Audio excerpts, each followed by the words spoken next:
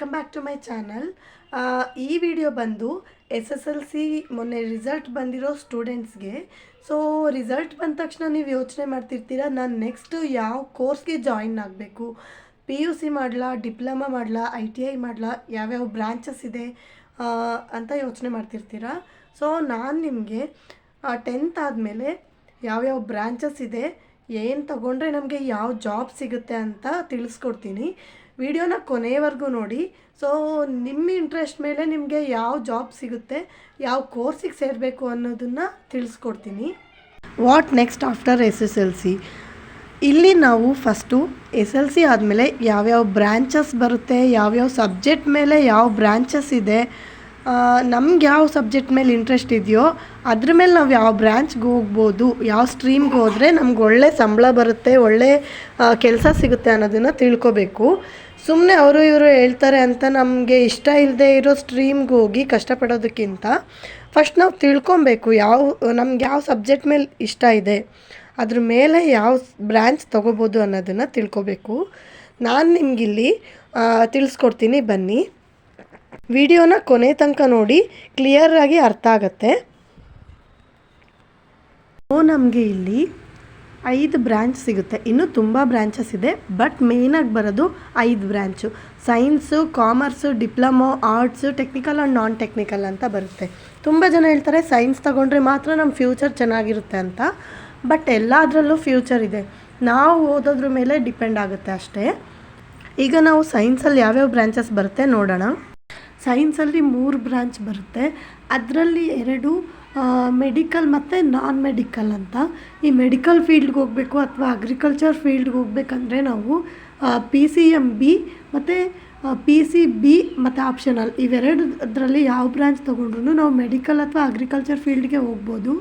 ಈ PCM ಮತ್ತು CS ಅಥವಾ ಎಲೆಕ್ಟ್ರಿಕಲ್ ಆಪ್ಷನಲ್ಲಿ ಯಾವ್ದು ಬೇಕಾದ್ರೂ ತೊಗೋಬೋದು ಅನ್ನೋದಾದರೆ ನಾವು ಮೆಡಿಕಲ್ ಫೀಲ್ಡ್ಗೆ ಮತ್ತು ಅಗ್ರಿಕಲ್ಚರ್ ಫೀಲ್ಡ್ಗೆ ಹೋಗೋಕ್ಕಾಗಲ್ಲ. ಕಾಮರ್ಸಲ್ಲಿ ಕೂಡ 8 to 9 ಬ್ರಾಂಚಸ್ ಬರುತ್ತೆ. ಇಲ್ಲಿ ನೋಡ್ಬೋದು ನೀವು. ಕಾಮರ್ಸ್ ಮಾಡಿ ಕೂಡ ನಮಗೆ ಒಳ್ಳೆ ಜಾಬ್ ಸಿಗುತ್ತೆ. CA ಆಗ್ಬೋದು. CA ಕಷ್ಟ ಅನಿಸಿದರೆ ನಾವು ಬ್ಯಾಂಕಿಂಗ್ ಸೆಕ್ಟರ್ಸ್ಗೆ ಕೂಡ ಹೋಗ್ಬೋದು.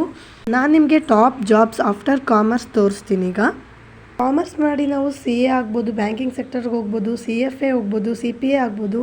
ಇನ್ನೂ ಒಳ್ಳೊಳ್ಳೆ ಜಾಬ್ಸ್ ಇದೆ, ಬಟ್ ಇದು ಟಾಪಲ್ಲಿರೋವಂಥದ್ದು. ನೆಕ್ಸ್ಟ್ ಬಂದು ಆರ್ಟ್ಸಲ್ಲಂತೂ ನಮಗೆ ತುಂಬಾ ಸಬ್ಜೆಕ್ಟ್ಸ್ ಸಿಗುತ್ತೆ, ಎಲ್ಲದಕ್ಕಿಂತ ಜಾಸ್ತಿನೇ ಸಿಗುತ್ತೆ ಅನ್ಬೋದು. ಇದರಲ್ಲಿ ನಮಗೆ ಲ್ಯಾಂಗ್ವೇಜಸ್ ಜಾಸ್ತಿ. ಸೊ ಲ್ಯಾಂಗ್ವೇಜಸ್ಸಲ್ಲಿ ಯಾರಿಗೆ ಇಂಟ್ರೆಸ್ಟ್ ಇದೆ, ಅಥವಾ ಈ ಸೋಷಿಯಲ್ ಮೀಡಿಯಾ ಅಥವಾ ಮ್ಯೂಸಿಕ್, ಆರ್ಟ್ಸ್ ಇದರಲ್ಲಿ ಯಾರಿಗೆಲ್ಲ ಇಂಟ್ರೆಸ್ಟ್ ಇದೆ, ಮೀಡಿಯಾ ಫೀಲ್ಡಲ್ಲಿ ಇಂಟ್ರೆಸ್ಟ್ ಇರೋರು ಕೂಡ ಆರ್ಟ್ಸ್ಗೆ ಜಾಯಿನ್ ಆಗ್ಬೋದು. ಇದರಲ್ಲಿ ಕೂಡ ಬ್ರ್ಯಾಂಚಸ್ ಇದೆ.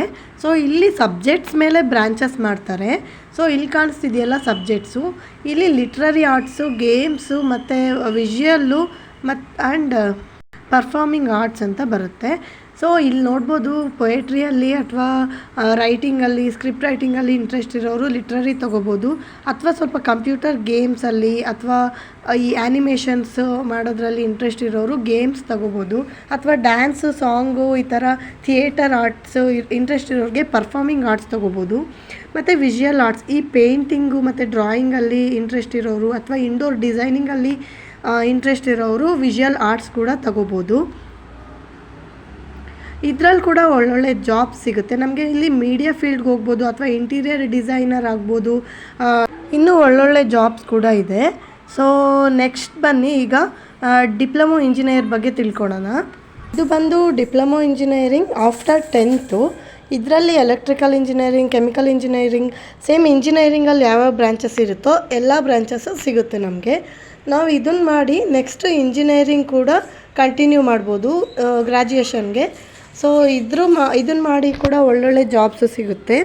ಸೊ ಇದು ಕೂಡ ಒಂದು ಬೆಸ್ಟ್ ಆಪ್ಷನ್ ಅಂತಲೇ ಹೇಳ್ಬೋದು. ನೆಕ್ಸ್ಟ್ ನಾನು ITI ಕೋರ್ಸಸ್ ಮತ್ತು ಜಾಬ್ಸ್ ಬಗ್ಗೆ ತಿಳಿಸ್ಕೊಡ್ತಾ ಇದ್ದೀನಿ. ಇಲ್ಲಿ ನೋಡ್ತಿರ್ಬೋದು ನೀವು ITI ಕೋರ್ಸಸ್ ಇದಿಷ್ಟು.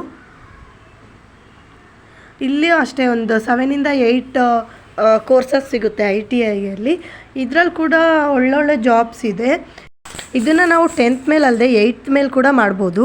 ಈ ಕೋರ್ಸ್ಗೆ ಜಾಯಿನ್ ಆಗಬೇಕಂದ್ರೆ ನಮಗೆ 14 years ಕಂಪ್ಲೀಟ್ ಆಗಿರಬೇಕು. ಆ್ಯಂಡ್ ಇದು ಮ್ಯಾಕ್ಸಿಮಮ್ ಏಜು 40 years ಒಳಗಡೆ ನಾವು ಈ ಕೋರ್ಸ್ನ ಮುಗಿಸ್ಕೋಬೇಕು.